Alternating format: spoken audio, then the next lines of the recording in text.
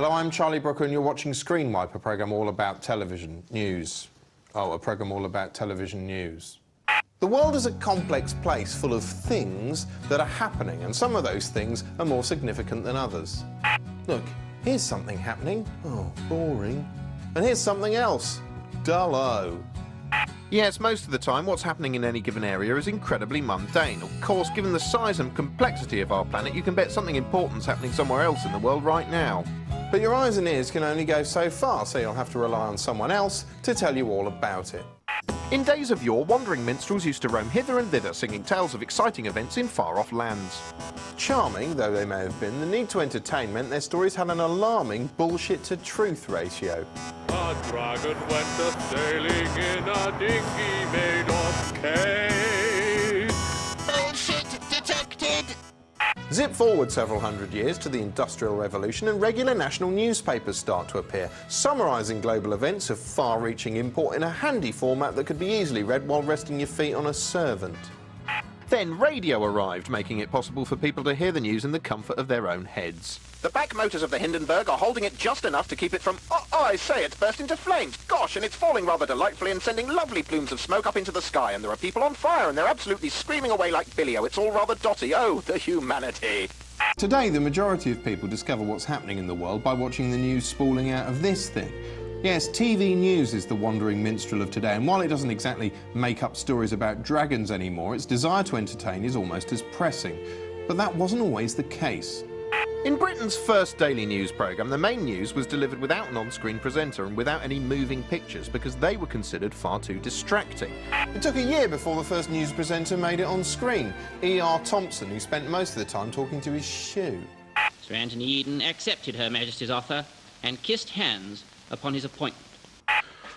For this show, I ordered in a load of random old news bulletins from the BBC archive and then spent a weekend watching them, because that's how I roll.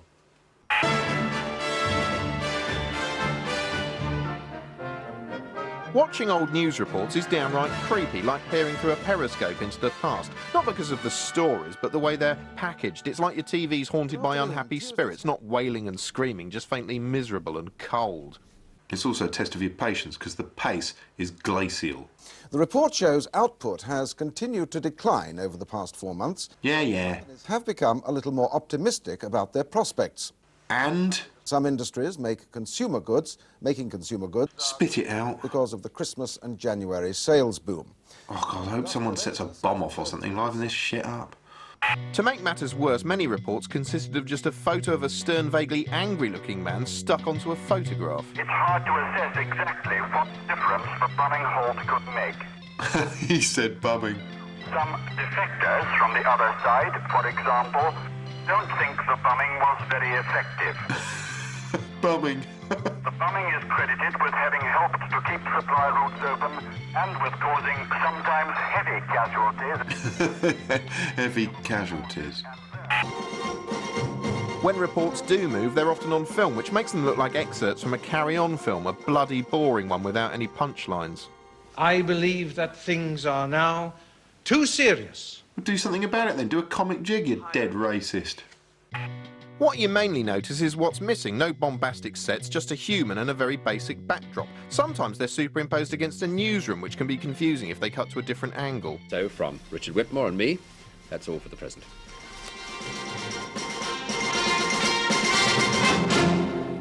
Sometimes they like to sit in front of an eye-f***ing optical illusion just to liven things up. The Marines have just arrived in the jointly ruled islands from Britain. But generally everything's clearer, even the captions. There's an emphasis on fact, not analysis. Today, if Gordon Brown blows off, they get a methane correspondent into the studio to describe the smell and guess what he's eaten for lunch. Whereas here, back in the day, everything's just dished up in a more matter-of-fact manner, you know, like you're an adult and shit. It's so matter-of-fact, it sometimes catches you unawares by suddenly throwing in gruesome images without warning. If you're a sensitive viewer, please look away now. This is what happened when a Manchester carpenter put his arm across a circular saw. If you've been affected by any of the issues in that picture, phone the National Buzzsaw Incident Hotline on 08081 The newsreaders themselves are such cold fish, some of them are downright scary, especially old Face of Death here. What again? Where? Oh God, he gives me the willies. Of course, the anchors are traditionally meant to be a neutral presence. That's why they're so serious. Today's newsreaders, such as gorgeous pouting Fiona Bruce here or whiny Kay Burley, are gradually becoming more emotive. They've got a long way to go before they catch up with their pioneering US counterparts. On the not at all scaremongering Fox News network, for example, the hosts don't just emote but regularly lose their rags. Caution, you are about to enter the no-spin zone. The factor begins right now. The most conspicuous example is fearless patriot Bill O'Reilly. In this vintage clip, which highlights all his good qualities, good old Bill shouts down a young man who lost his father in 9/11 and had the temerity to oppose the war in Afghanistan against Bill's better judgment. You didn't support the action against Afghanistan to remove the Taliban. You were against it. Why would I want to brutalize and further punish the people in Afghanistan? Who killed your father? Yeah, right on, Bill. Didn't kill my father. Sure they did. The Al-Qaeda people were trained there. The Al-Qaeda people? What about the Afghanistan? See, I'm more angry about it than you are. So what about George Bush? What about George Bush? He had nothing to do with it. Yeah, you tell that bereaved bastard. Because you... That's it. I'm not going to say any more. Okay. In respect for your father... September 14th, do you want to know what I was doing? Shut up. Please don't tell me to shut up. In respect for your father, who was a Port Authority worker, a fine American, who got killed unnecessarily by barbarians. By radical extremists trained by this government. Respect not for the him. People of America, I'm not the people, the ruling class, the small minority. Cut his mic. I'm not going to dress you down anymore, out of respect for your father. We'll be back in a moment with more of the factor. We're done? We're done. What an absolute cast-iron anchor. We all know how it feels to watch the news, it's what you're doing now. But how does it feel to be a TV journalist? Me has this report. To get the inside scoop on the news, I put some questions to a genuine TV reporter. To protect his identity, he's portrayed here by a researcher in silhouette with a disguised voice. What makes one story more important than another? Some stories are good because everybody's talking about them. Some are because they affect huge numbers of people. Some are good because there's dramatic pictures. Some are good because they're exclusive. And some are good because all the others are worse. It's a matter of instinct. Sky and ITV will rate a story as important because it's got visceral, emotional appeal. We speak to one teenage victim about what action can be taken to stop it happening to your children. The BBC go more in terms of measurable consequence. Yeah, they tend to be sniffy about pure pathos. What's it like when a big story breaks?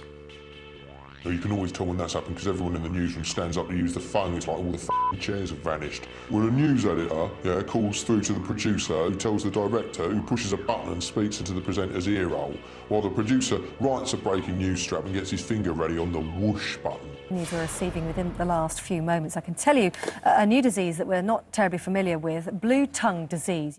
Oh no, this is the hardest bit, yeah. Just after you've broken the fact, but before anyone knows any more, it's this scenario which produces the worst bits of rolling news, the talking without saying anything bollocks. Visible characteristics of the disease include a fever that may last for several days, mucus lining the animal's mouth, nose and eyes, and excessive salivation and frothing. Anyway, we're getting into details there that only vets need to know about. If it's a proper breaking story, the prize is to get the first live pictures from the scene. Then the presenters move into narration mode and just talk over whatever they can see. And we will find out what's going on as far as those people inside are concerned. At this point, the job becomes much easier, provided you have a continuous flow of live pictures. I mean, if the cameraman doesn't know your life from his camera and he puts it down over a fag and a piss, then the results can be a little weird. Just the live pictures here, just chopping and changing it. The way the straps are put up in a tearing hurry to break the story can have disastrous consequences. Joining you now with some breaking news here at the Sky News Centre. We have Harold Pinter, who's joining us. The playwright Harold Pinter, I believe, has just died. Has won the Nobel Prize for Literature. Apologies for that.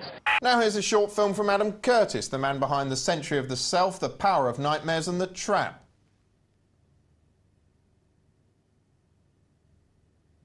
Well, we seem to have lost the art. This is a short and possibly unfair history of the rise and fall of the television journalist as a hero. If you go back 50 years, television journalists were creeps, above all to politicians. They followed the rule of their boss, Lord Reith. The BBC, he said, is for the people. The government is for the people, so it follows that the BBC must be for the government. Well now, Mr. Eden, with your very considerable experience of foreign affairs, it's quite obvious that I should start by asking you something about the international situation today, or perhaps you would prefer to talk about home. Which shall it be? With the questioning of authority in the 1960s, this began to change. But it was Watergate that transformed everything. Two journalists, Woodward and Bernstein, exposed corruption at the highest level of the US government. And suddenly, television journalists realized what they had been born to do: to expose the dark heart of government, big business and bureaucracy.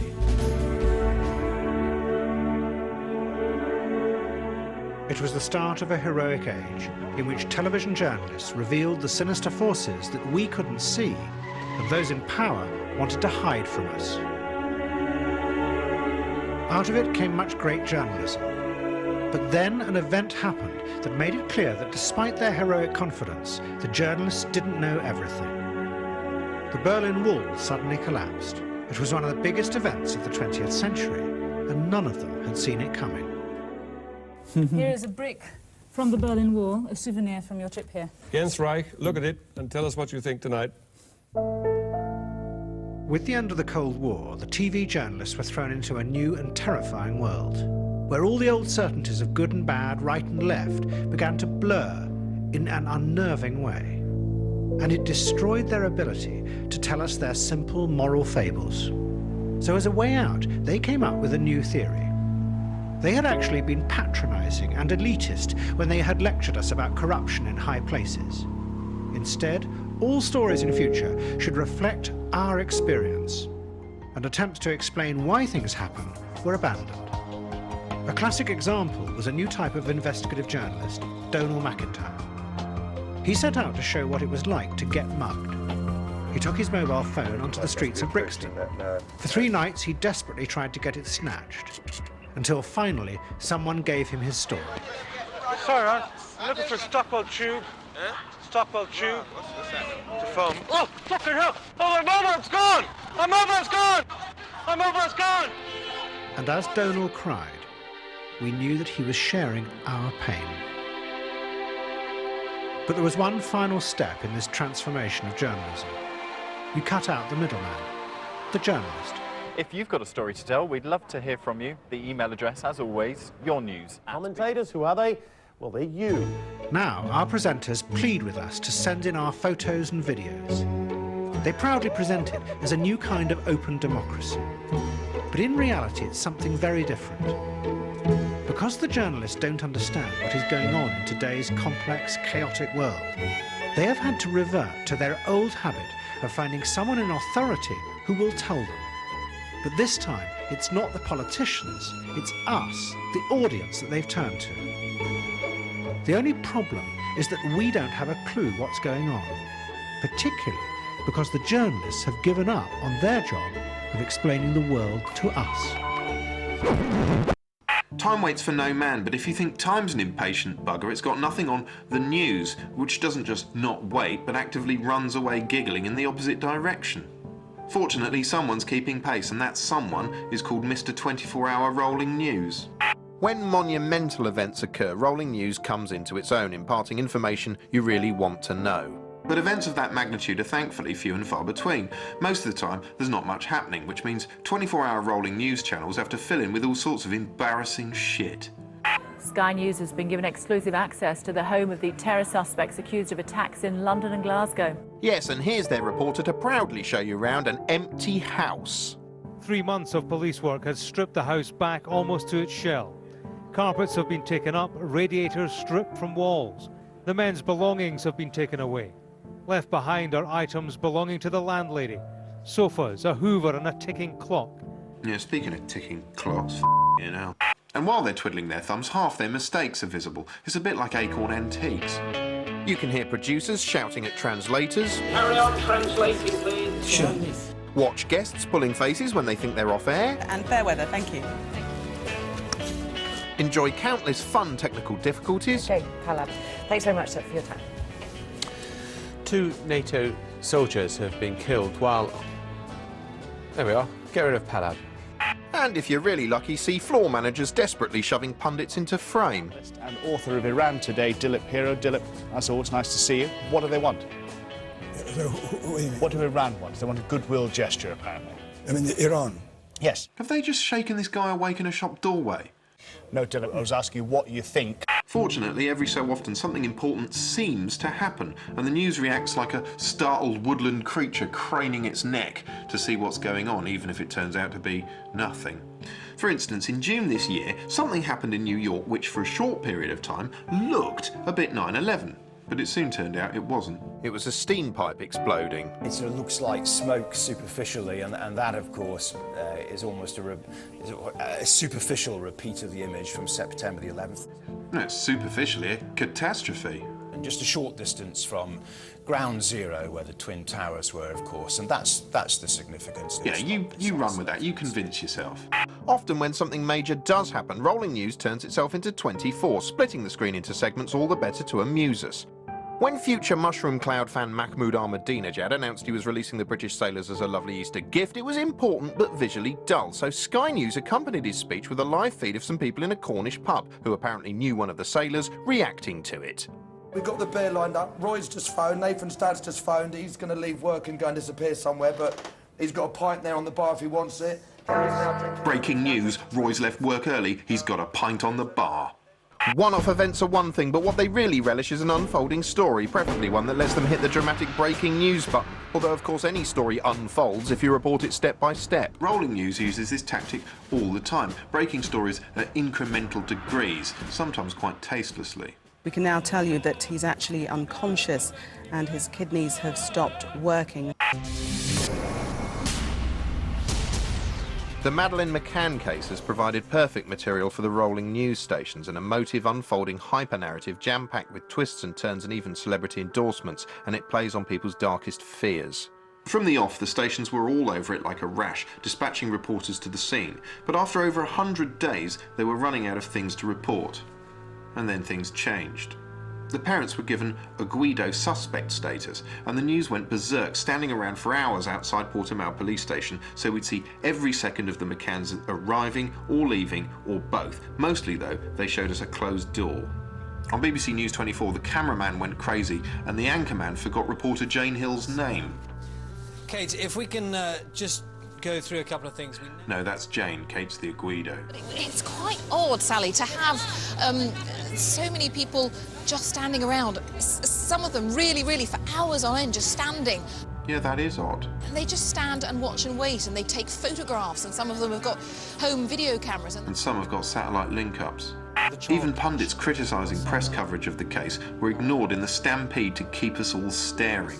Gentlemen, I just want to take our viewers over to Portugal. This is the live scene there. We think that we're just seeing some movement there. We think there's a possibility that Jerry McCann might be coming out. This went on for 2 days. 2 days of repeated footage of a closed door. Nothing has happened here for 7 hours, and yet still there are huge crowds. Which you're a part of. Whenever the McCanns did emerge, they were peered at like specimens. Jerry, what is your status? Jerry, what is your status? If that wasn't bad enough, when the McCanns decided to fly home on the Sunday, the news was with them every step of the way. We could watch the McCanns leaving their villa, fighting past reporters, arriving at the airport. We heard from fellow passengers. What do you think? What do you think? We saw reporters outside the airport interviewing other reporters. In fact, if you were quick, you could amuse yourself by watching a van drive past Kay Burley, then change channels quick enough to see it pass behind Jane Hill on News 24. The McCanns were even followed onto the plane, and all the way home. The road behind them was left clear, so they could be afforded a little bit of privacy. The road behind that is where our correspondent Ian Woods is seated with our cameraman Kevin. So they're on the plane. They look, I have to say, relatively relaxed. They're both up, just taking care of the kids at the moment. We are just trying to ascertain from them as to whether or not they are going to be prepared to make any sort of a statement either during the course of the flight or when they get to East Midlands Airport. A camera was trained on East Midlands Airport half of Sunday afternoon, just so we could see their plane land. Yes, there was a degree of pleading there, I think, from Jerry, that to leave them alone as much as possible, to try and give them some sense of privacy and normality. This was not news. This was just looking at stuff, and the only message it imparted was look, look, look. Keep looking at them. Look, look, look. How much has news reporting changed over the last 10 years? Well, you can go live from almost anywhere at no notice. Cameras don't have to be wired up to a satellite truck so they can roam about more. You can point a laptop at the sky and do a video phone live from the top of a mountain in Afghanistan. Downside is the viewers aren't that impressed by the fact that you're live outside the High Court. It's no longer a big deal. What are the prime sins for a reporter? How many ways are there to say, I don't know? Well, a good way to find out is to watch a reporter going live from a breaking story. This story is still developing, or details are still patchy, or the full picture is only just emerging, or it's too early to know exactly, or there are conflicting reports, or police are saying little. Often you can tell the reporter's only just pitched up in a taxi and is being fed whatever he or she knows from the studio through an earpiece. This is the central paradox of a live report from the scene, that it's almost always the place where a reporter's least likely to find anything out. Often, a presenter knows before the reporter, and you have the bizarre scenario of someone who already knows something asking someone who still doesn't, who then has to bluff their way out of it. Some presenters like to torture reporters by demonstrating they're better informed. That's a real trick. Well, now it's time for all the latest from the world of sport. Actually, no, it's not. Sport isn't news, it's sport, and look at it, it's rubbish. Bollocks to sport and bollocks to everyone who likes it. Of course, the inherent problem with the news is that it's usually bloody boring. The storylines are slow and often depressing. It's sometimes difficult to understand, and the cast has all the vivacious sex appeal of a clammy-browed sales rep blowing off after a corned beef sandwich. All of which is box office poison. So what does the news do? Well, it pretends it isn't boring with all manner of unnecessary garnish. News graphics used to be handcrafted Blue Peter-style creations that made everything look a bit like the lowest-budget war movie ever made. Even further on, a growing Soviet Indian Ocean fleet already has facilities in Aden, the capital of Marxist South Yemen. And tonight, that fleet is being reinforced by another squadron from the Pacific port of Vladivostok. Then in the 80s, computer graphics arrived and designers went to town with their new set of toys. Wow, it's incredible! Crazy! Cool! Bright! Edgy! Educational! Intense! Gosh! Christ! Wow! Jesus! Ace! Brill! Skill! Fab! Woo! Ah! Ee! Oh! Ooh! Today, news graphics have developed into a bombastic art form. Trouble is, they're so whizzy, they actively distract you from the information they're supposed to convey. Our defence correspondent Jeff Mead has the story. Looking at this, it's hard not to wonder if news has lost its way. News reporting is supposed to consist largely of the 6 W's. Who, what, where, when, why and how. How doesn't start with a W, but it ends with one, so it still counts. Essentially, if you answer all those questions, you've covered the full story and the viewer goes away informed. But today there's a 7th W, whoa, and whoa takes precedence over all the others.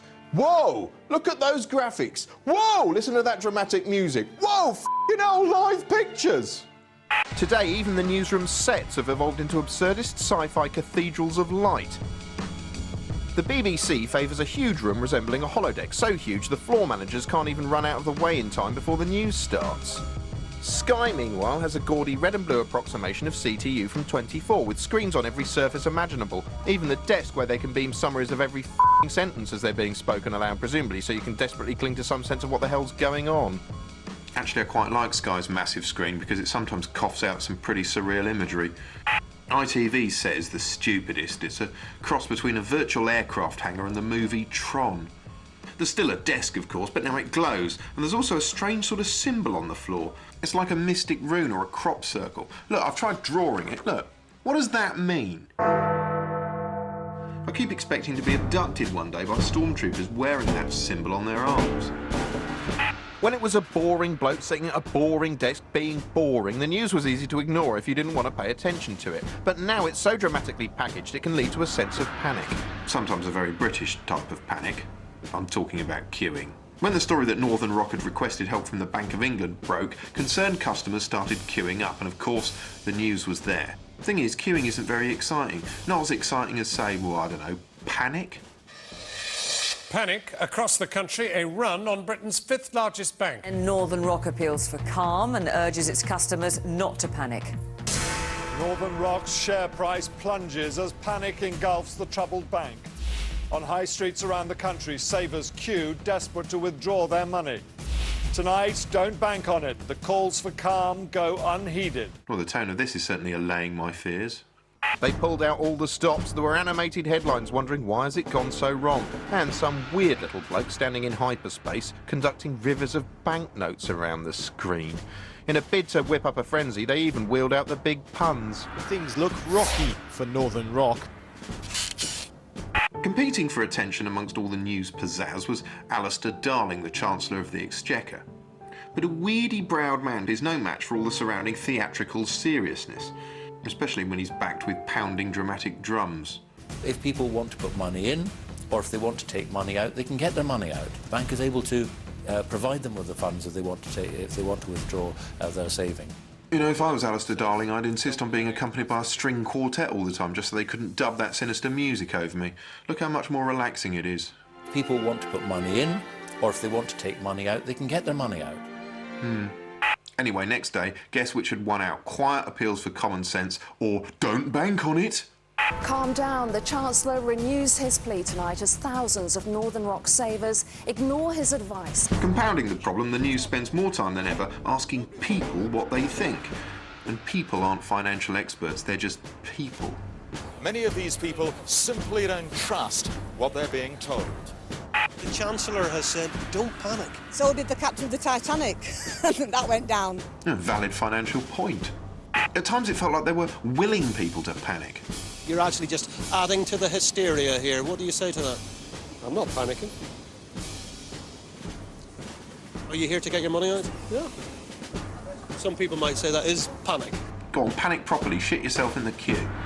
Even Ron Jeremy got his 2 cents in. But when the government says, don't panic, I start to worry a bit. And then I lose wood.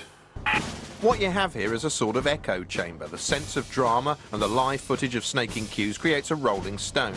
And yet the news still seemed mystified as to where the panic had come from. Thank you for updating us there in Kingston. As you say, that branch due to open in about 25 minutes' time. Back to you, of course, when that happens, to see the rush. Well, that's all the Screenwipe for this evening. Good night.